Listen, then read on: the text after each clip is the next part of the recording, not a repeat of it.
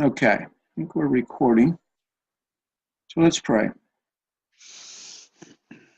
Thank you, Father, for the time that we can spend with Jim. Let's pray, Lord, that you'll watch over all of our technology, that you will give Jim peace and clarity as he presents what he has been doing in Malawi.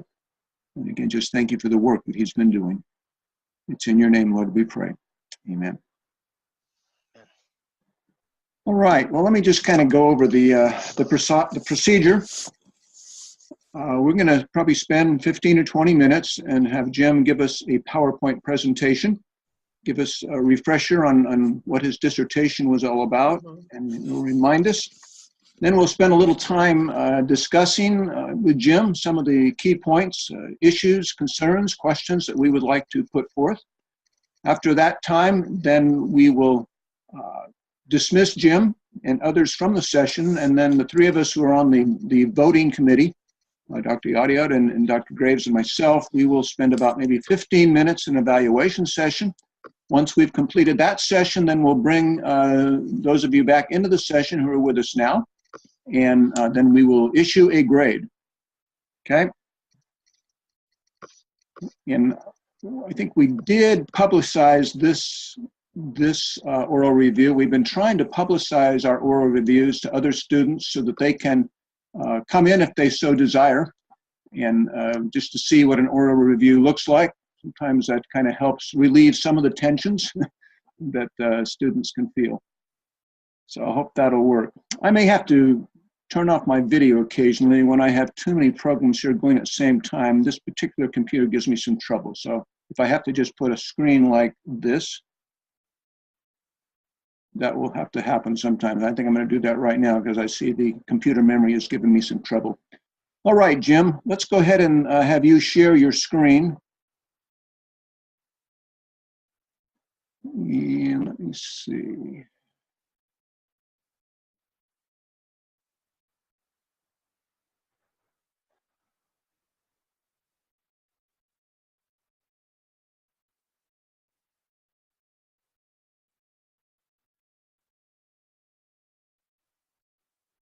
Can you hear me? There we go. Yeah, we're there. Yep. Can you hear me? Yes.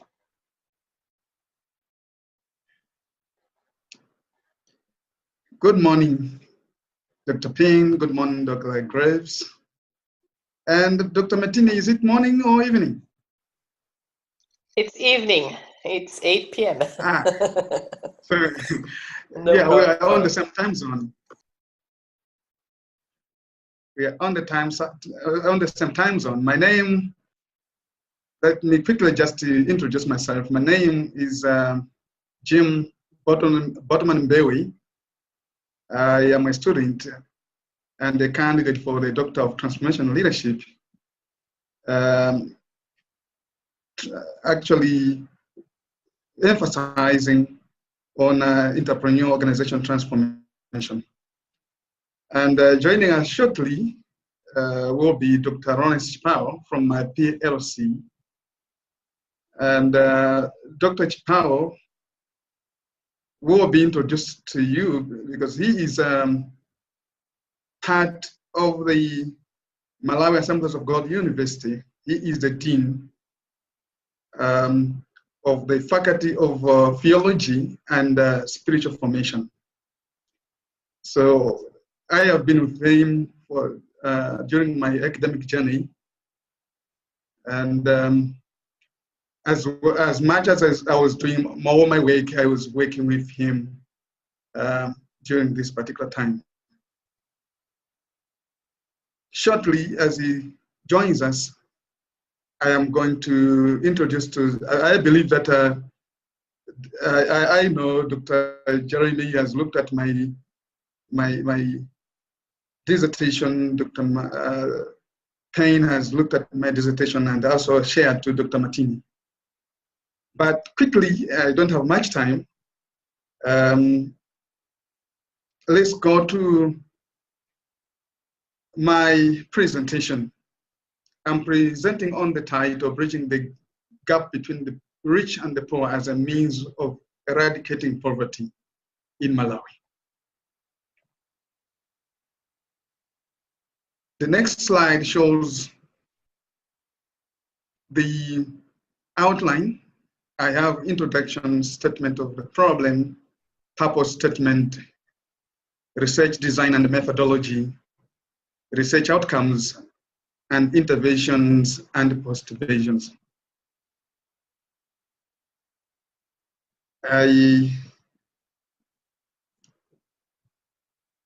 Let me just put it on full screen.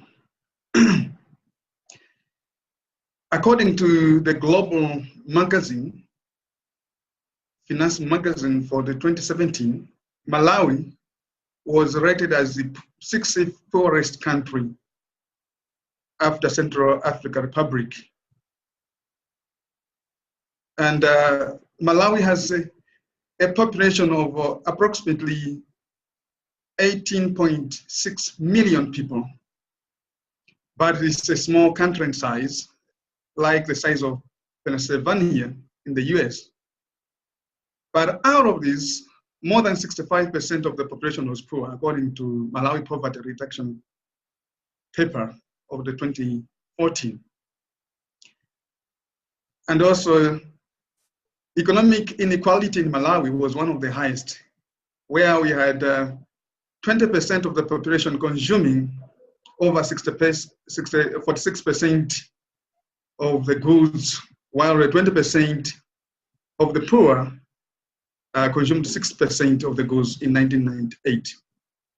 And in 1997, if you go back to 1997, Malawi had the highest economic inequality of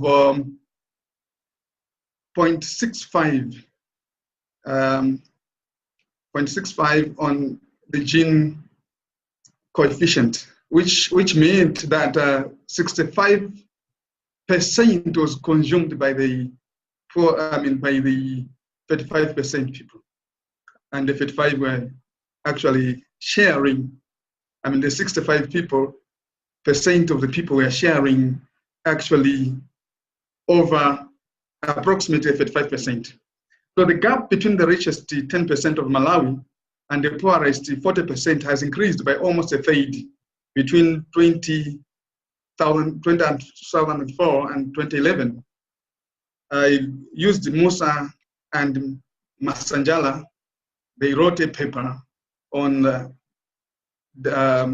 dangerous divide, the situation of inequality in Malawi.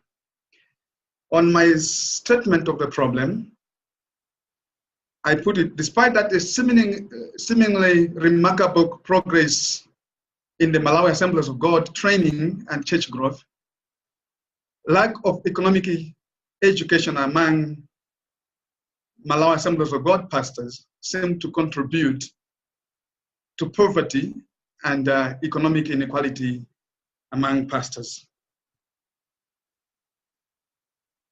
For me to support the statement, I had to look at what I believe is, and what I found out to be poverty as deep and widespread among Malawi Assemblies of God pastors.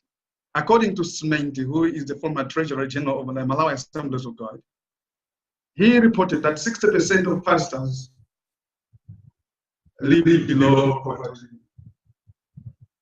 It seems it's giving me background. I don't know how to remove the background. Dr. Penn?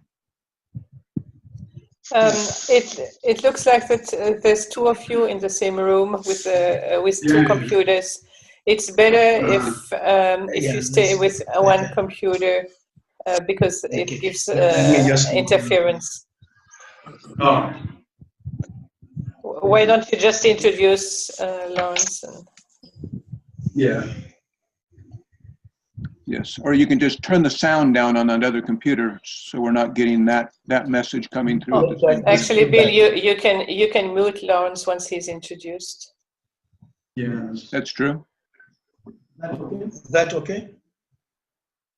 Yeah. Very good. That's good. All right. So according to Smith, 60% of Malawi Assemblies of God pastors lived below poverty line in 2016. Income inequality among Malawi Assemblies of God pastors seem to be the highest in Malawi. 1% rich were accessing to or consume over 91% of the resources, while 99% poor had access to or consume less than 9% of the resources. Insufficient knowledge about economic theory and practice lead to lack of efficient and effective decision-making necessary for exponential economic outcomes. And for example, lack of economic teaching to parishioners led to lack of informed congregations on wealth creation, thereby contributing to the lack of economic progress and widespread poverty. And also, there had been an overemphasis on imbalanced theology that has to do with teaching on the generosity and the blessing without teaching on wealth creation. And working hard, or hard work was not emphasized, thereby contributing to laziness and poverty. My purpose was to lay the foundation for a curriculum for the Malawi Assemblies of God pastors that will teach principles, economic principles per se, with an emphasis of entrepreneurship and wealth creation. The curriculum can be used in a variety of contexts, including ministers' seminars, pastors' refresher courses, Bible schools, and even in churches where we meet the congregants and to challenge them on economic benefits. To discuss also, the second thing was to discuss an ongoing discussion that is being held by the Malawi Assembly of God pastors on the viability of a central funding system to address the economic gap among ministers of the denomination. The issue is that simply because of the challenges that are to do with the economic inequality, people were thinking, or pastors were thinking, that if we address this by having a central funding system where we take all the resources, put them in one pool, and distribute among pastors equally, that will address the challenge of economic inequality. My audience had been my personal learning community, where we have Dr. Ron Siparo, who is with us, and Matilda Matabwa, who is the Secretary General of the Malawi Assemblies of God, and also Dr. Andrew Nkwaira. He's a lead pastor in Malawi Assemblies of God. And also we have Malawi Assemblies of God leaders and members at all levels, the finance committee, Bible schools and universities, parachurch organizations, social agencies, and the state social welfare department, other denominations, and government officials. In terms of research design and methodology, I chose a sequential mixed methods approach, where we have quantitative and qualitative approach. So the reason why I had to use that was that quantitative would be more representative to the whole Assembly of God ministers, while qualitative will look at the factors, the reasons why certain things are done, and how they are done.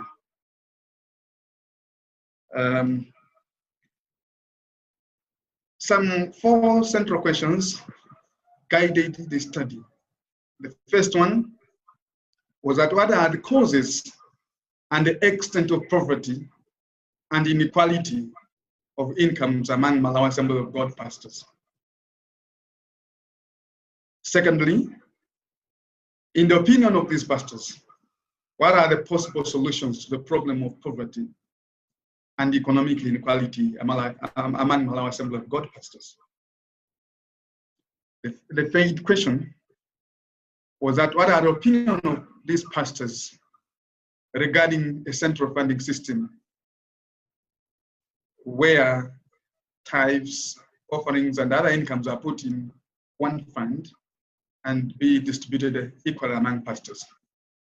And finally, do these pastors believe that teaching on financial principles, including entrepreneurial endeavors, will help alleviate and eradicate poverty in their ministerial context, as well as among people in the communities they minister? In terms of the target population and sample, Malawi Assembly of God pastors are around 2,300 in number. That includes all practicing ministers, students at Bible schools, and we have also extension Bible schools. So when we put all those numbers together, we have 2,300 pastors. But my target population was 1,900 pastors. And also I targeted 5 community members in Chikwawa district in Gasintula, Ken Grower Limited, people that are surrounding in that particular areas, because there is a project of transformational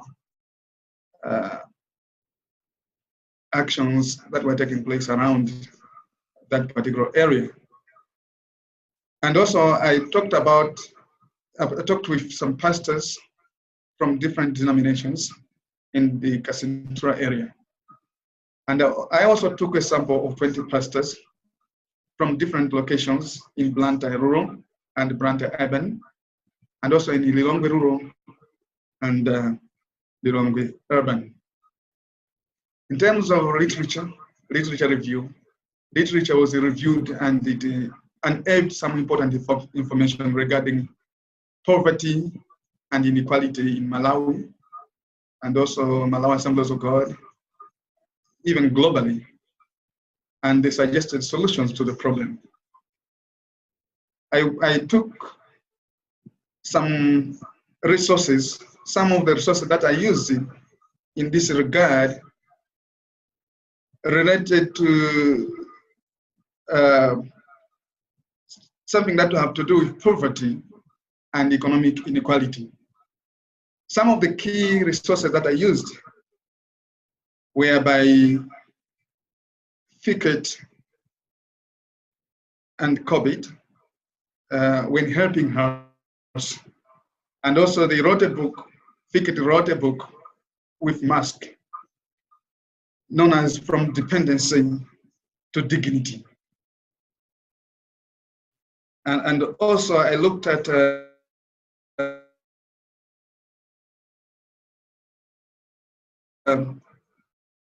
resource known as economic inequality.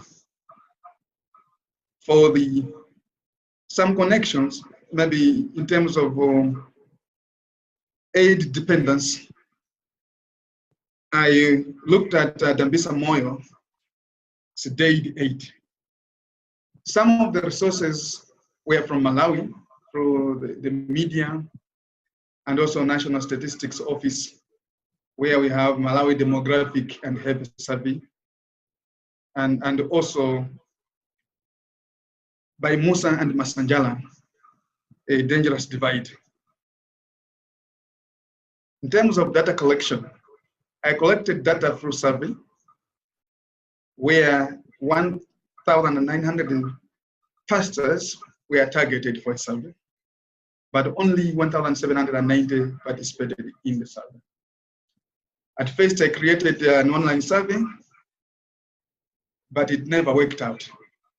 So after some few days, 20 days, it's only 5 pastors that participated.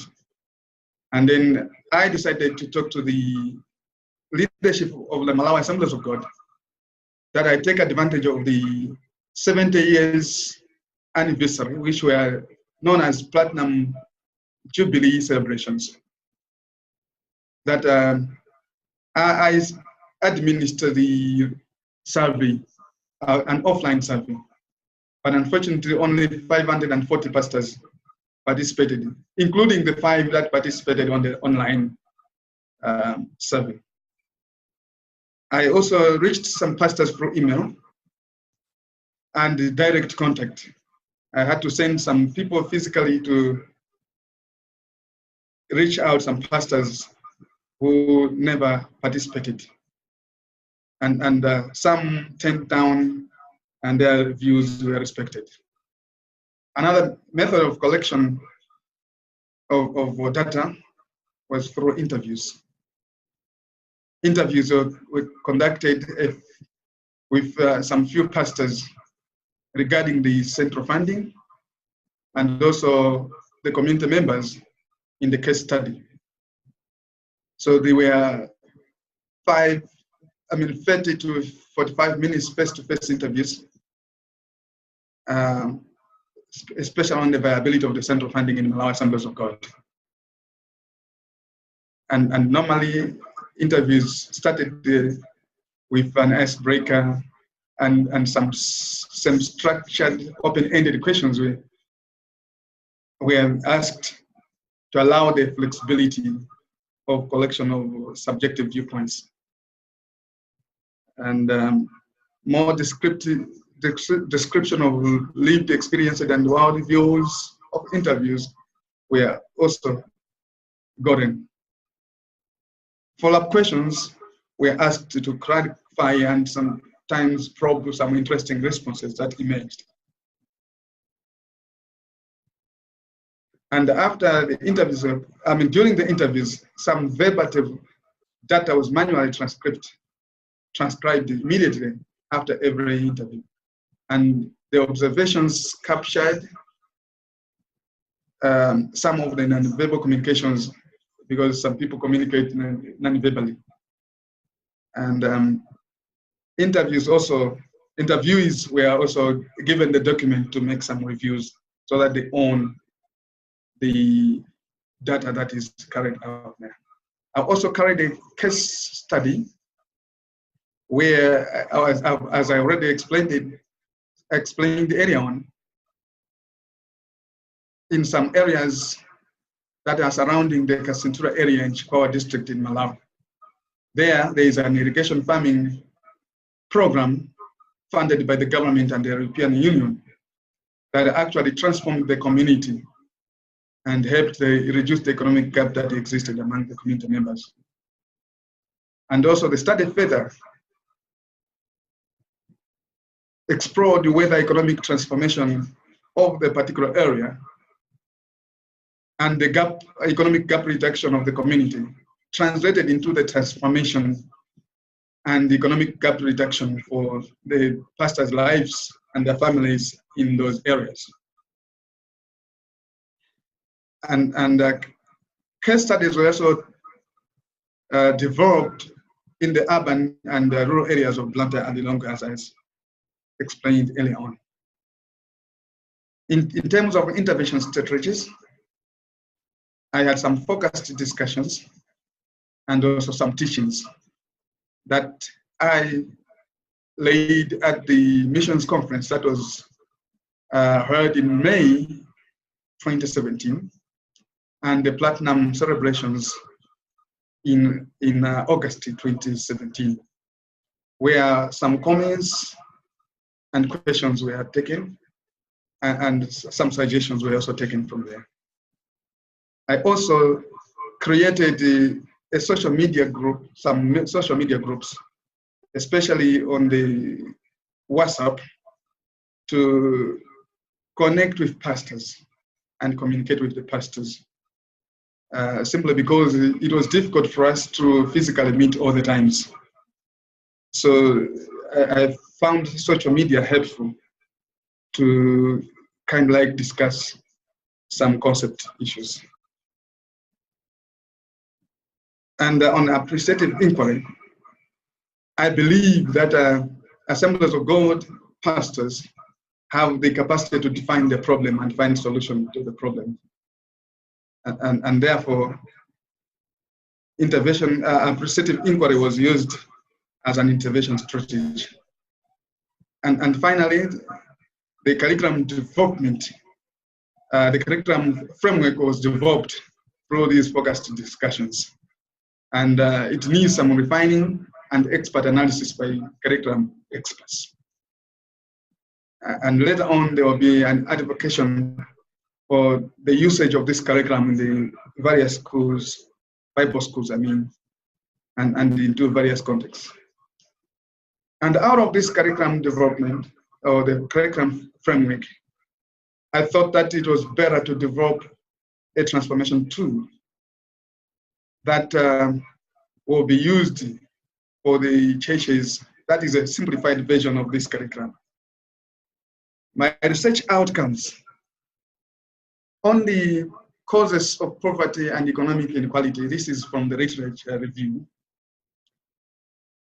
I discovered, and my research found, that poverty in Malawi is multifaceted and multidimensional, caused by a number of things. So I have come up with this small chart that really connects the whole issues. It's a conceptual framework of causes of poverty and economic inequality in Malawi. And first is the root relationship causes that have to do with where we begin seeing Adam and the sin of Adam, and that affected the mindset and also corrupted the mindset and distorted all the mindset. So we have some mindset-related issues. In Malawi, there's belief in wastefulness, donor dependency, poverty mindset, witchcraft.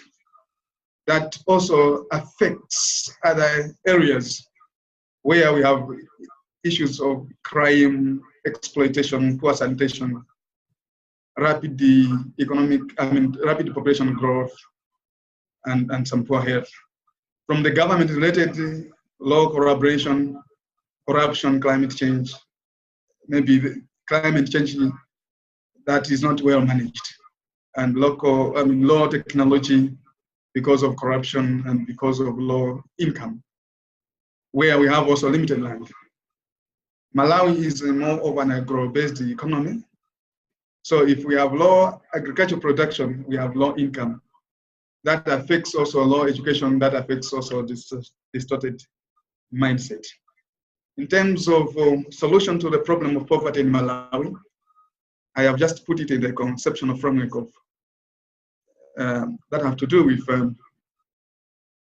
the church being at the center to advocate for advocacy, talk to the government officials, and also have a balanced theology and Christ-centered civic renewal.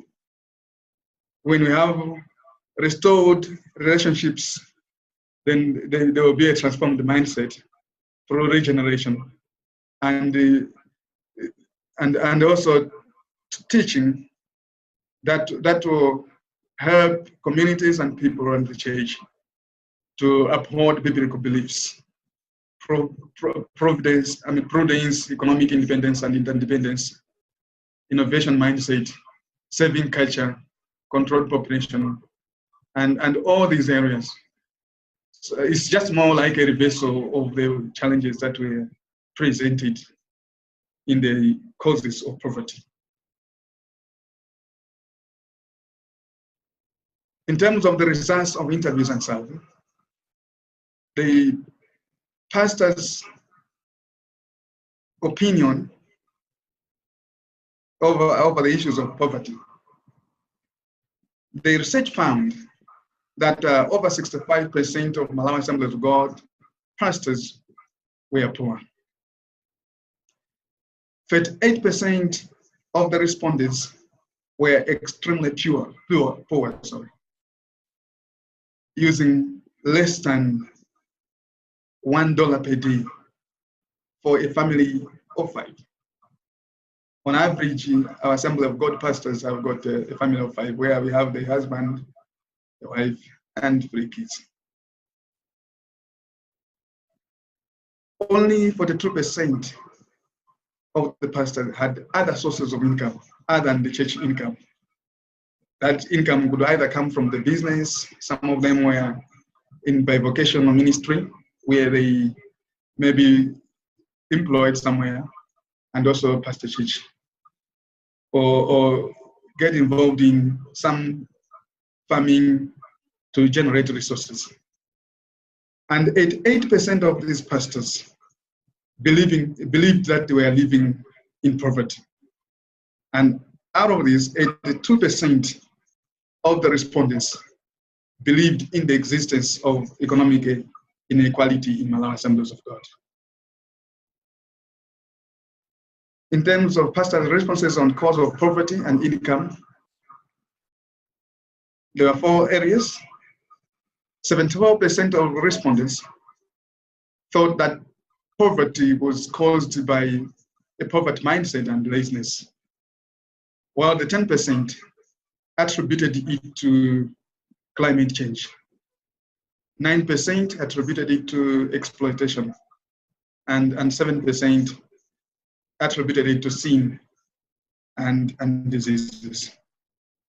In terms of pastors' responses on solution to poverty and the economic income inequality, 87% of the respondents thought that mindset change and hard work could be a possible solution to the problem of poverty and the economic inequality. And also 6% thought that disease mitigation and could help in the reversal of the poverty situation in Malawi. 4% thought that repentance and holiness was the only solution to reverse the poverty situation.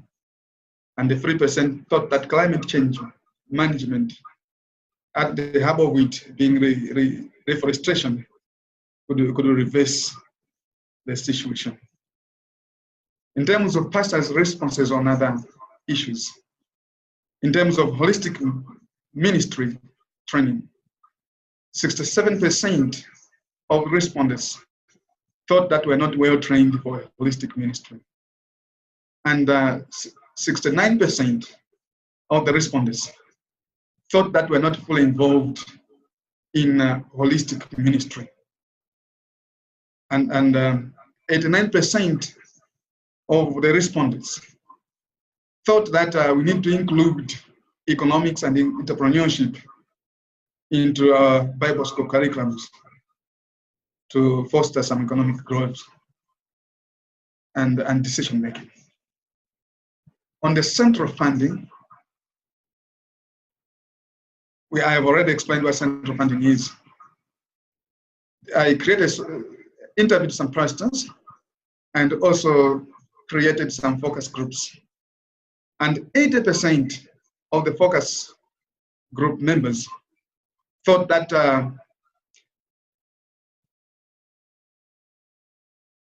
our central funding should be a quick fix to the problem of economic equality. However, they were not so sure on how to implement it. As such, they believed that if we implement central funding, it will make every pastor pure.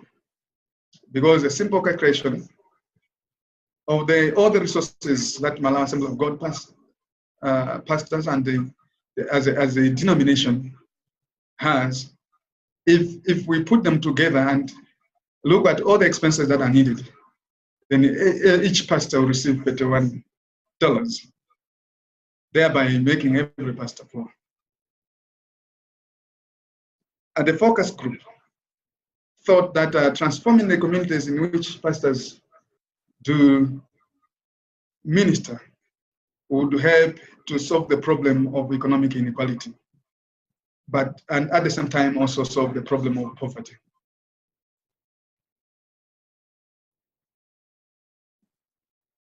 Finally, economic entrepreneurship course was developed as I alluded to earlier on. And also the transformation tool was developed in terms of interventions and the post-visions. There is quite a lot of advocacy that was made to incorporate the economics into our Bible school curriculum.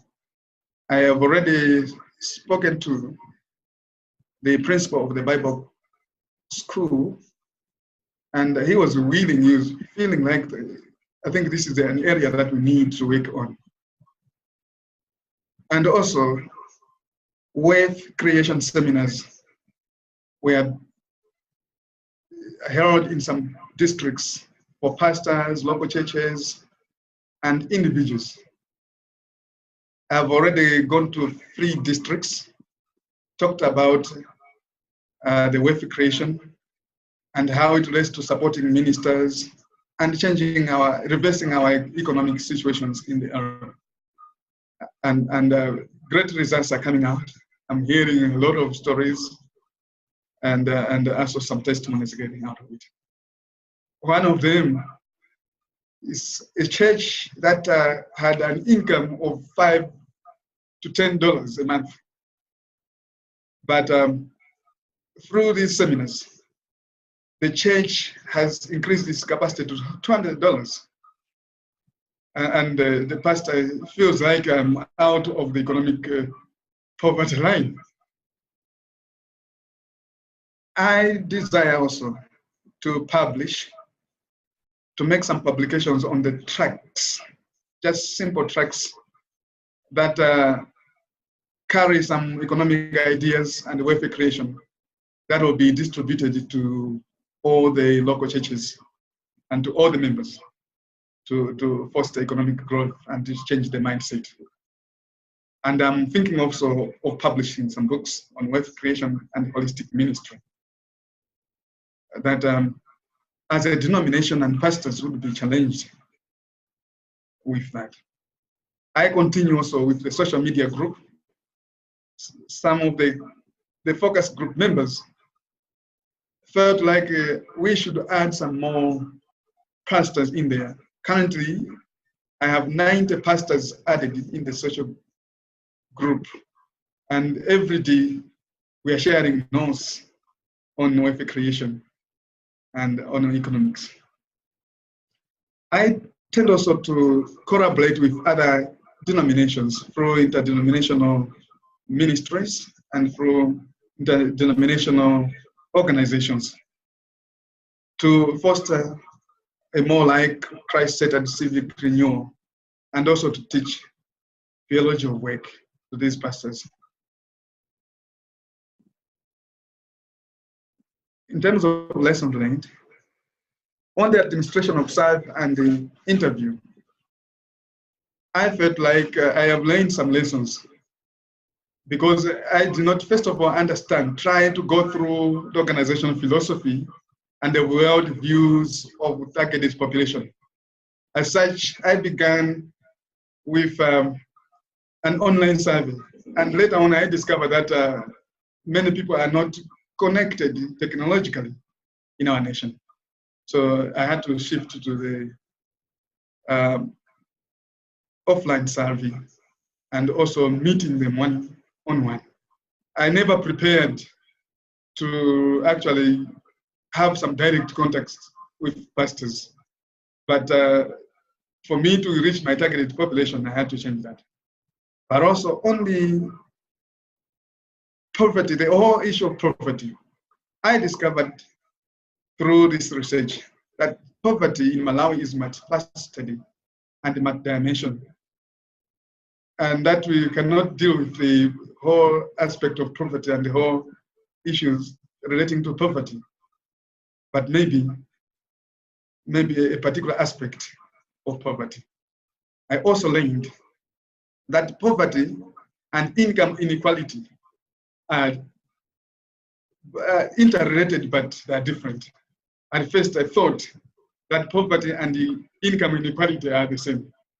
But through our discussion with the central funding, we discovered that you can deal with economic inequality without necessarily dealing with the challenge of poverty. How has this project transformed the results? We have some wake-up call on holistic ministry. It has energized the church to say, no, we need to do something, to really look at our ministry in a more holistic manner, that we preach from a standpoint of the spiritual, the physical, and the social aspect of a human being. And also, as I said earlier on, wealth creation seminars, there are a lot of testimonies that are coming out. Divisions have actually held some wealth creation seminars. On the 27th, I'm going to a particular division where over 200 pastors and their families will gather just to talk about wealth creation and how to get out of poverty. In terms of growth in income and ministry, some pastors have reported some growth in their income levels, as I alluded to earlier on. Civic culture. Pastors are also engaging themselves in some saving groups to save some money for future investments so that they can get out of the economic challenges that they are going through. And also some churches have begun to say, no, we don't have to depend on offerings, tithes, and some sources of information and sources of income. Let's go to the income generating activities to increase our capacity. I finish with the scripture on the mindset change and I call for action. And 2 Kings chapter number 7, verse number 3, the lepers said to one another, why are we sitting here until we die? We need to do something for us to get out of our challenges and out of our troubles.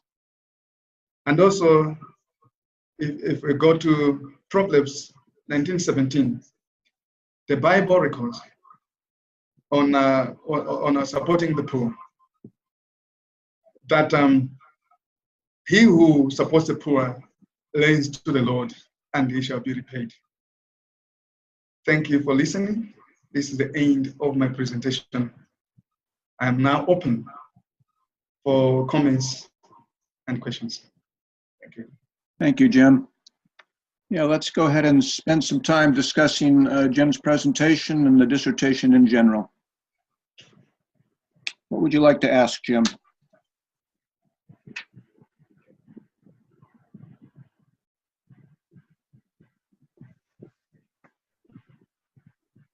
Jim, this is Jeremy. I thought you did a great job.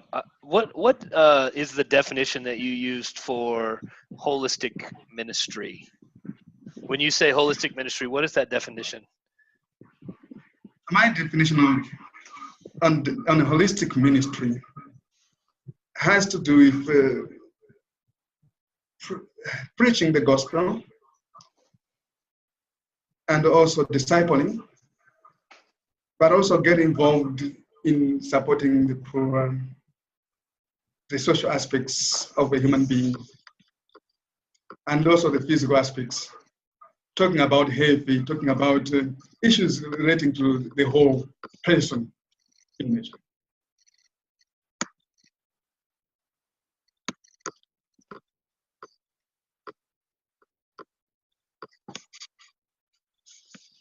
Okay. Let me ask you a question too, Jim. I think it was in your survey, as you said, 87% of the pastors thought a mindset change was probably, I mean, that was one of their main desires that they mentioned. Was an 87% of those pastors thought it was the mindset change that was needed more than anything else. Yes. What could you talk about that mindset a little more? What kind of a mindset change would you see and other pastors see that's needed among people in in your country? Thank you for that question, Dr. King. It's a wonderful question. Usually in Malawi, when you talk about mindset, it's a habitual way of thinking, where people tend to believe that we were born in a poor country, nothing can be done about it. We can't change our situation, we can't change our environment. And we love to be poor. And if you go back to my dissertation, you'll discover that 40% of developmental budget is donor funded. And this is a mindset that believes that income can come from other people. We need some help. We cannot survive on our own. We can't do anything about it. And we don't have adequate resources for ourselves.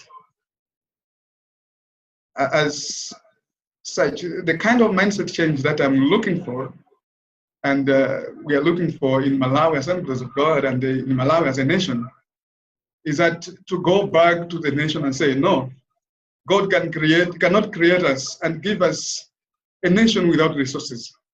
We do have resources. Maybe we need to open our eyes a little bit more and begin to look at what is it that is available at our disposal. First of all, we have the human resources. The human resources is adequate enough. People can think. People can generate ideas. And where we have people, we have the ability to change some things. But also look around us where we can always say, okay, how can we maximize the utilization of the resources that are available within this nation? Like land, how can we maximize and get the best production out of the land that we do have in Malawi? Can we explore ways, maybe, of irrigation to keep on producing every year and every season within Malawi, I mean, within our growing seasons, even after the growing season, because the kind of agriculture we have here in Malawi is more of rain-fed agriculture. So we are looking at the holistic aspects also of ministry to say, if you're a pastor, can't you do something that can increase your capacity? Can't you farm? Can't you do some things that can actually increase your resources? And can't you challenge your members to begin to think in terms of how to change things in their environments? Okay, thank you. Yeah, that's very important, that mindset issue. And then as you think about what pastors can be doing, as I understand it, you would be taking more and more pastors through some of the holistic ministry training, financial principles, wealth creation principles. They in turn could begin to teach people within their congregations some of these same principles. Would that be the kind of network that you'd want to be creating? Yeah. Okay, I'm going to assume that that would be the way that you're going to go about working on this this process. Yeah, the way I feel is we need to go that way. Okay. Okay. Well. Okay. I have several questions actually, or comments. Go ahead. So I don't know if you want them all now or little by little in small installments. I want to thank you first, Jim, for having tackled a huge issue, a huge problem. Having lived myself in Africa for most of my adult life, I understand all these challenges, and they are not small challenges. So you have tackled a big mountain with a lot of faith. I would like to make just a few comments on the form, and then I would like also to ask you a few questions. Just to let you know that you have in your dissertation, you have some parts that are in a gray font and some parts are in black font. What you need to do is select all your dissertation and click on the font color and put it in black. So you have everything in the same font color. Okay, that's one thing that you need to do. The second thing also is that your table of contents, I don't know if it's my computer or if it's the document, but the table of contents needs probably to be updated to the actual field pages. There's a small difference. At least it might be that because I'm using a French framework that it's not working. So just check it up. And the last form issue is you have some chapters that are very long, like your lit review is like 50 pages, and your methodology chapter is so brief. For doctoral thesis dissertation, it's very brief, and I'm going to talk about your research methods chapter in a few minutes. But right now, this is probably the chapter that you need to work on more specifically to rewrite and give a little bit more meat to it.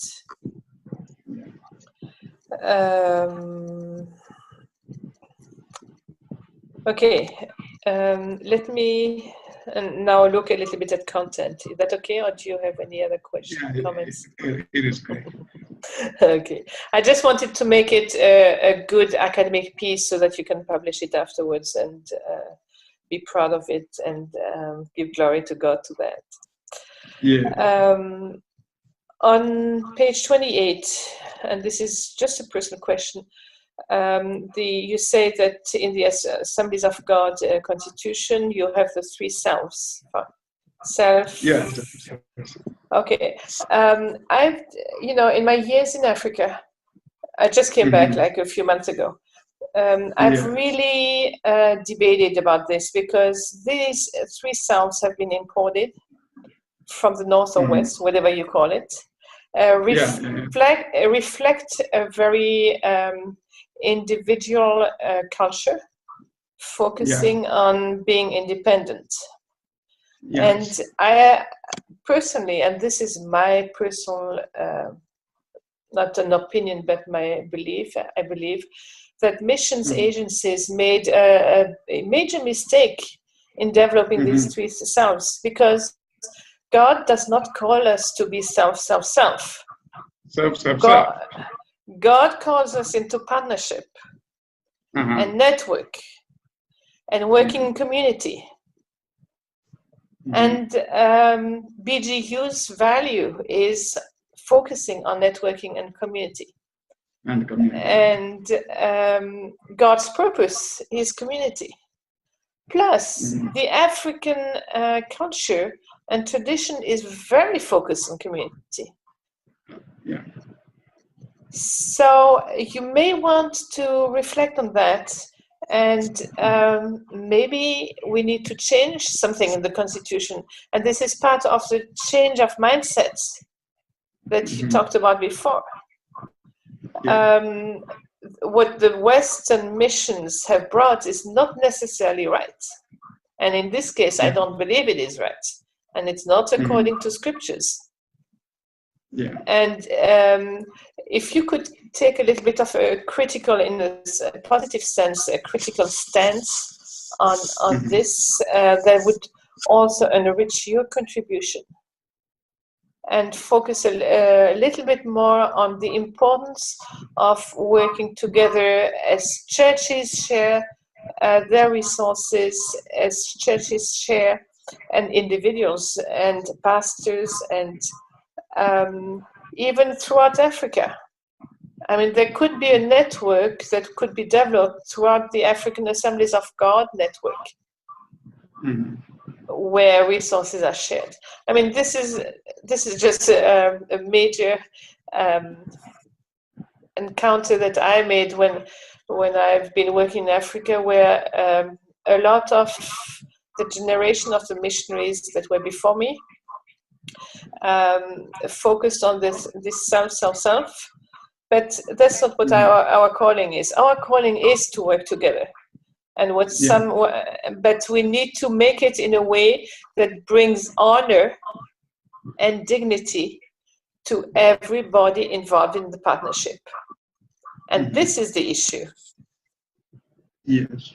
Has honor been brought to both parts when the West and the South were interacting? And that's the problem. So these are some points of reflection that you may reflect on, research, and possibly I update a little bit your dissertation. I'm very touchy on this one because I've seen so much of this kind of mentality that has had a negative influence. But we, as a new generation of leaders and pastors in Africa, we need to teach a higher level of partnership where both give and take and bring honor to each other and to God. Sorry, I'm preaching a little bit, but sometimes it happens.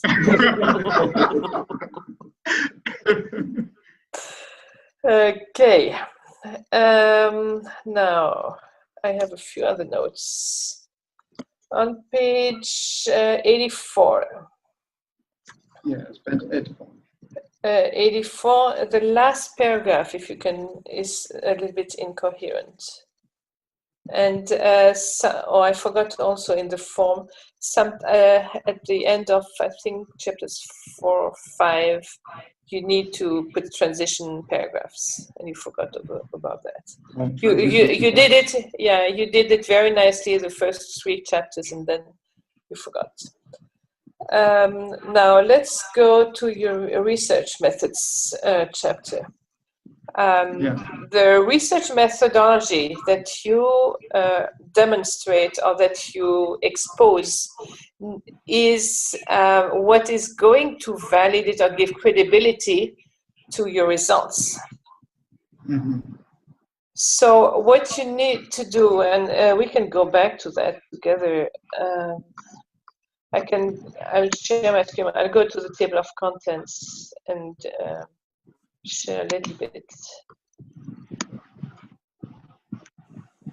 Okay.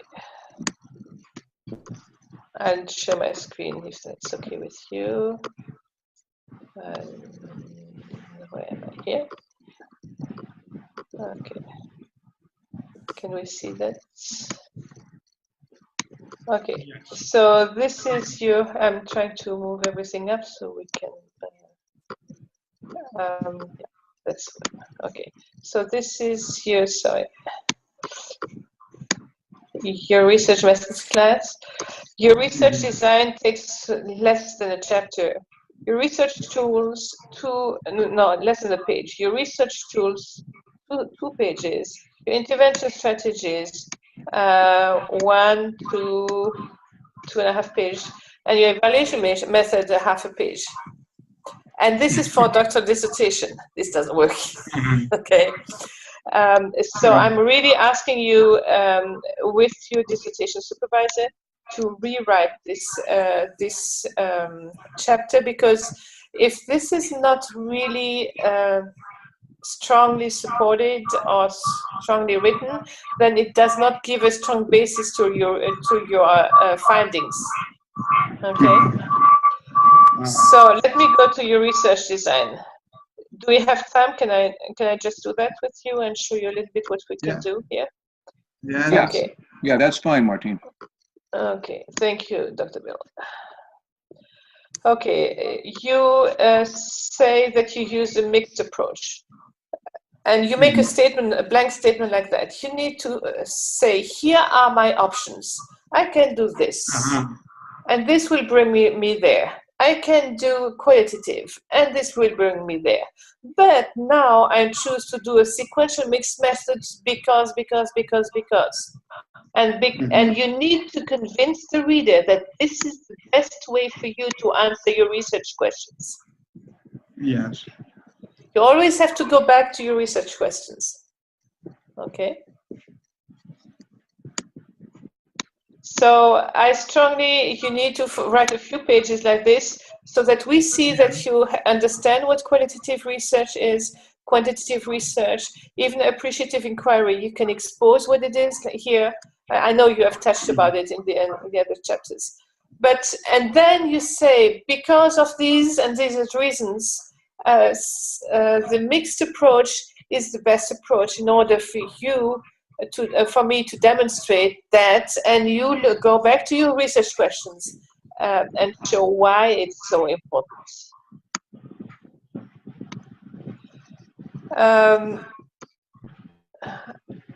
Do you understand what I mean here? Are we together? Yeah, we are together. I'm just writing taking a little notes. bit of notes. Yeah. Taking notes. Yeah. And you'll have the audio recording or the video recording afterwards. And then here you say, data was collected through focus discussions, you made presentations, etc. What you need to do in this chapter is go back to each strategy you're using into your research. You need to show how it will help you to answer your research question. Okay. So here you have different research tools. Okay. And again, this is just one paragraph.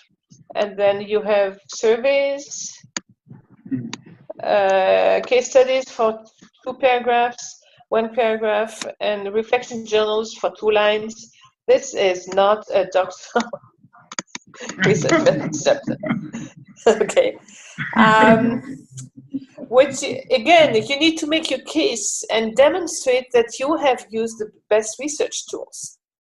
So you need to explain what interviews are about and surveys are about and how you survey best answers such research questions, because you have asked such and such questions in your surveys. And what is the purpose of your survey? And your interviews, why did you need interviews? Okay.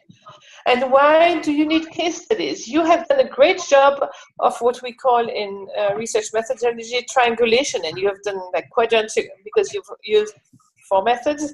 You've even done more than that. But actually, you use different methods to answer your questions and make sure that your data is completely coherent. Okay, from different angles. And you need to explain all this as if the reader does not know anything about research methods. Okay, you need to explain why you use structured and semi-structured, sometimes structured and sometimes semi-structured. Why? Why do you need that? Why do you need mostly open-ended questions? And you did do it a little bit here, but go more in depth. Okay. And this is very interesting. You said reflection journals. Why are reflection journals important? You need to make your case for these journals. Very few students use those. Okay. Yeah. But so it's quite an interesting source of data, but you need to make your case for it. Okay. Case studies are an excellent source of data. Okay. And you have done a little bit of explanation, but go more in depth. Explain really what you did with these case studies. Okay, how many case studies you did, and why you chose these areas, and what the people who were involved with, etc., etc. Just go much more in depth. Yeah. Okay. So far, so good. Thank you. This is happening. Quite a lot. Okay. Intervention strategies. And there again, you need to show how these strategies help you to answer your research questions. Always go back to your research questions, okay? So that, you explained that you collected data from 2 focus groups, but how did you form these groups? Who was part of them? When did you meet? Who was monitoring the conversation? What were the questions asked? I mean, just go more in depth as if we did not know anything about what you were doing, and we don't, okay? And here you introduce appreciative inquiry. Appreciative inquiry is an approach, a methodological approach. So you can introduce it at the same level as qualitative and quantitative and mixed methods. And again, you need to explain why this approach best helps you to find answers to some of your research questions. Okay. Now, for your curriculum development, because I'm an educator at heart, okay? So I would like really to hear from you, and it does not need to be right now because we are already moving. I'm taking a lot of time, but explain how you proceeded to develop this curriculum in detail, okay? Did you already do this curriculum and did you hand it over, or is it just a first draft and you are going to work on it more? No, it is going to be worked out more. Okay, I was hoping that because yes. it's a plan right now. Okay, yeah. And this transformation tool, what is it? Basically, this is a simplified version of the curriculum. Okay. So just pick a number of areas that will help in web creation. Okay. So you need to expand and explain it because this is not very clear. Okay. It seems that you want to do things, but I don't really know. If somebody takes this and wants to implement it, they need to know what to do. Yeah. Evaluation methods. And you have done a little bit of evaluation. You can expand, and your evaluation needs to be used to answer your research questions. And there you see your end of chapter is missing. Your transition paragraph is missing. So this chapter should be 15 to 20 pages long. Seriously. This is the meat. You can reduce some of because you have a number of pages that you need to respect. You can reduce significantly some of your lit review because it's 50 pages long. You don't need that much, okay? But give some really strong meat to your research method chapter, please. Okay, because this is giving credibility. That is the chapter that gives credibility to all your data findings and all that. Thank you. Okay. It's helping me a lot. Sorry. I'm giving you some work. It's not quite finished yet, but it's getting there. Yeah. But I want you to have a good piece because this is going to be so important for you afterwards as well. The last element, and maybe Dr. Bill, you can help with that, is I'm asking the question, what's next? We see that you're starting a few things, but what I personally would like to see is an action plan. What are you going to do in the next 3 years, month by month, to move the impetus to get the thing moving further? And how are you going to recognize, and what are the criteria? How are you going to see that you're achieving your goals and moving people out of poverty? From your presentation today, I'm hearing much more of the results of your action. I don't see them as much in your dissertation. we need to see some evidence that you have already started, but also that you are in a movement that keeps going. Okay? Remember, God is a God of movement, and we move together with Him. Okay? So I would add in your last chapter an action plan. That's my recommendation. Dr. Bill can say maybe there's another alternative, but I would really like to see that you're not going to leave it there. How are you going to move forward? What is your time frame?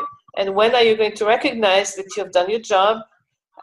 Who are the people who are going to be affected by your leadership? And how are you going, what is your goal in 3-5 years? How are you also going to train disciples, etc., etc.? Yeah. Well, I better stop now. But thank you for your patience with me. Thank you very much. Mm-hmm. This is so helpful, and I have a lot of work. Yep, there's a little bit of work there. Yeah. Dr. Bill. Okay, that's a lot to take in. I know right now, Jim. We'll talk more about that. Dr. Martine comes to us with a lot of research skills, and I'm learning from her too. So I probably need to have you come in, Martine, and teach some of that research chapter section in the course. I think that'd be very helpful for a lot of us. I can do that. Yeah. Just because you've got a lot of that expertise that I don't even, and so that would be very helpful. But yeah, Jim, we'll work on some of those because, and I'll have to tell you, the majority of our students have not met that standard, okay? We are at a point right now, especially with Dr. Martine having come on as our academic dean, I think she's helping us raise some of our standards. And so I really appreciate, her work, her thoughts, and so I just need to tell you, I think one of the reasons it would be great to have your particular dissertation really meet some of these standards, because it'd be great to have, say, a dissertation like yours as a model. And I believe you did some good work research-wise. You got at some opinions, thoughts, answers, opinions of pastors. I think what Dr. Martine is saying is that we just need to be able to put that down into the report form so that it really meets some of these research description standards for a reader who, and sometimes, and I can do the same thing. I can just take it for granted that, we know some of the things, but we need to put those down in writing, and so that's helpful to me even here. We need to really emphasize to you and other students, make sure that we aren't just taking for granted that the reader knows why we have done, used a particular tool, used a particular method. Those are just great thoughts from my perspective. Yeah. Okay. Any other thoughts that others of you would like to put forth before we go into an evaluation session? I was wondering if Dr. Lawrence could just give his perspective. Yes, that would be good, Dr. Lawrence, if you can give us any words. Okay, thank you so much. I hope you are getting me. My observation is just on a few things. Number one is the way he has treated the name Malawi Assemblies of God. He's been switching. Somewhere he's used the abbreviation ARG, and in some places he's saying Malawi Assembly of God. At some point, it's Malawi Assemblies of God. At some place, it's just Assembly of God. So my observation is for him, for Jim to put that, in the right way, so that we should, flow the way it should be. And the last one is, not the last one, but he mentioned about hard working in the literature review. and I wanted to ask Jim why he said the Bible seems to talk about hardworking as one of the economic empowerment. He seems not to be too sure. So I wanted to hear from him. And the last one is this approach he has researched on. Does it have any negative connotation in the sense of the spiritual stand of ministers, assuming, they devote too much in this economic entrepreneurship? These are my questions and observations. Thank you. Thank you very much.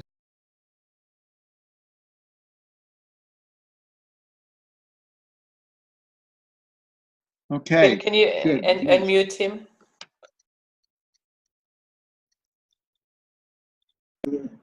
Okay. Thank you, Dr. Ronis. In terms of consistent usage of the name Malawi Assemblies of God in my dissertation, and maybe Mao at some points, I think I'll work on it, and while I'm working on the chapter number 5 on the research, I work on it to be consistent. The hard work seems to be not to be more assertive on it, because the Bible really shows that we need to teach. But basically, I was thinking of, in terms of research, that since this is a research, you need to validate it. So I use SIM in order to bring a validation at the end there. In terms of the negative connotation, this is an area that I really need to insert.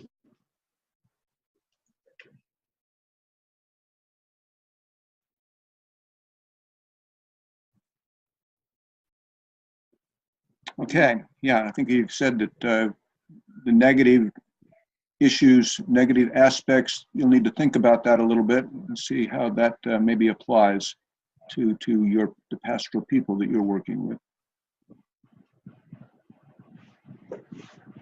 All right. I think because of time situations, we're going to need to go into an evaluation session unless someone else has a pressing issue that you'd like to bring forth.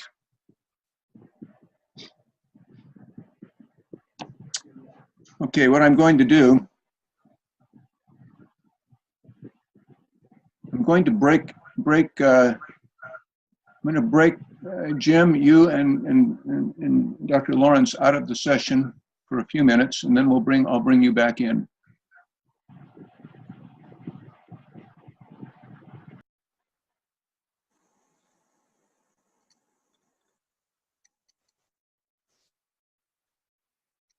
Oh. Yeah, You forgot Jeremy. I see Dr. that. Lawrence. Yeah, I'll put him back in a moment. And Jim, it looks like you're back Yes, with us. Yeah, I'm available. Okay. Well, first of all, Jim, we're going to congratulate you. We are going to begin to address you as doctor. Mbewe. All right. Thank you. Okay. That's the good side. All right. Now I need to give you some other comments that we've made. Yeah.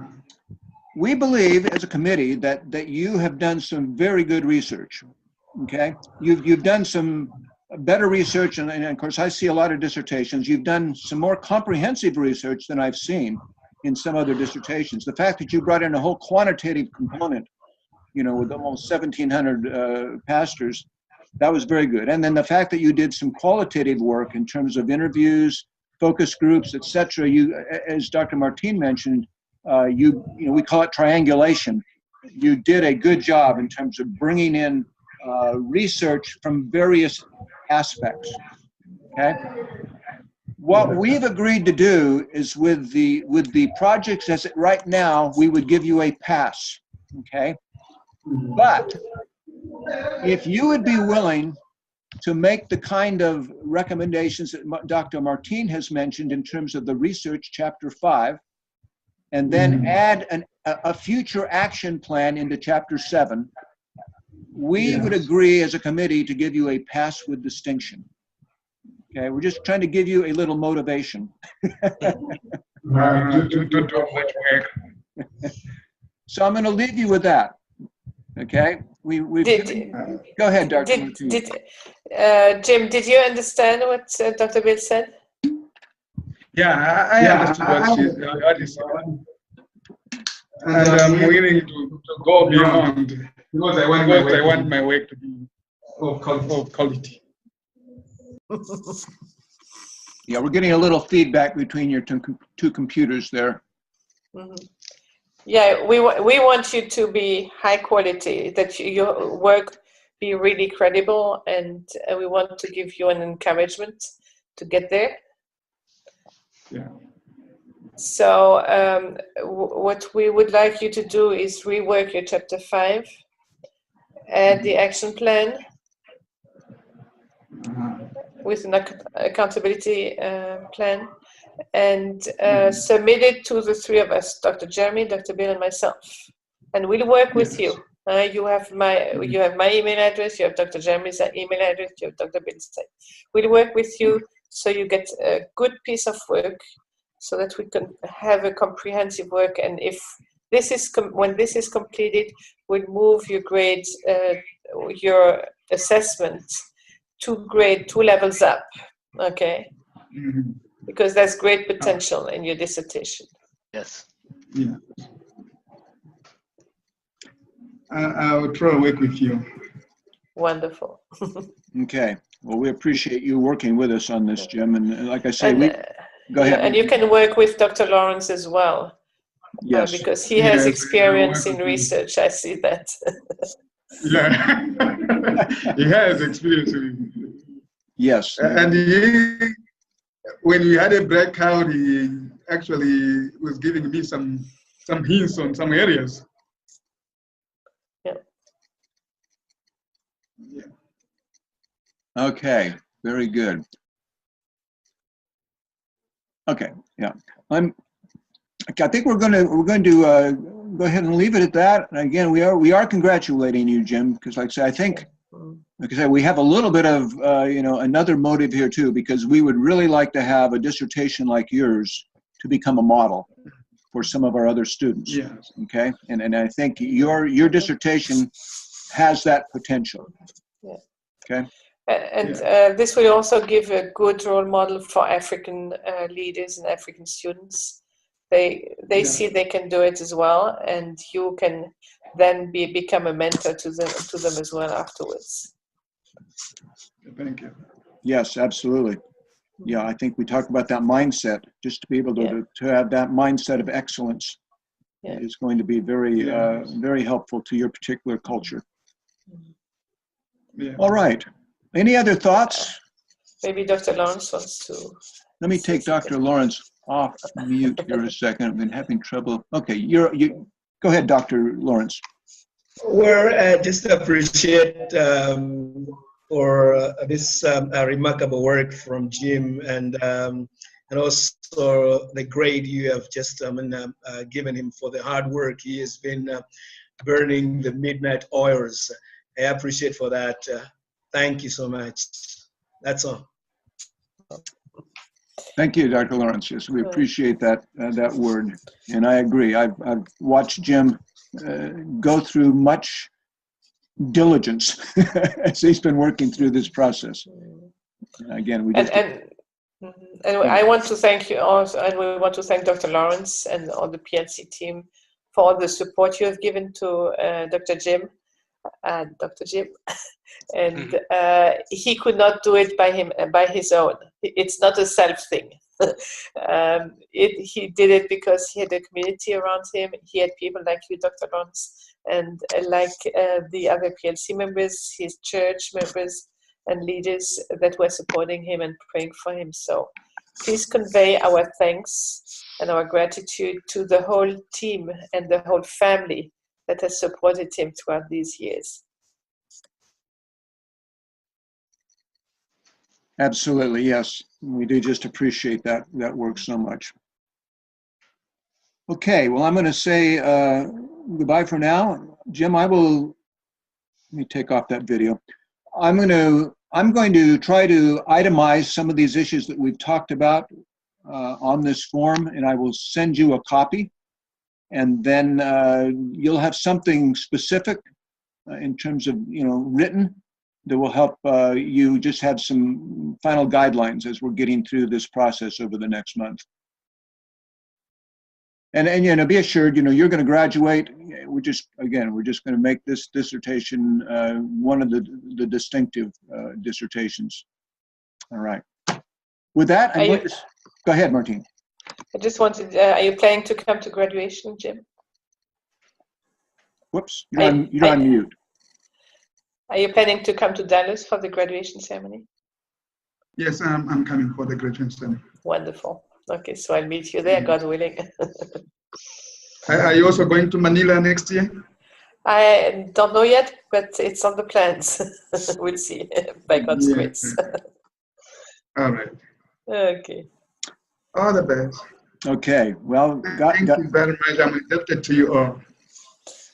And glory be to the Lord. Amen. Amen. Amen. Okay, goodbye now for all. Bye. Goodbye. Thank you. Bye.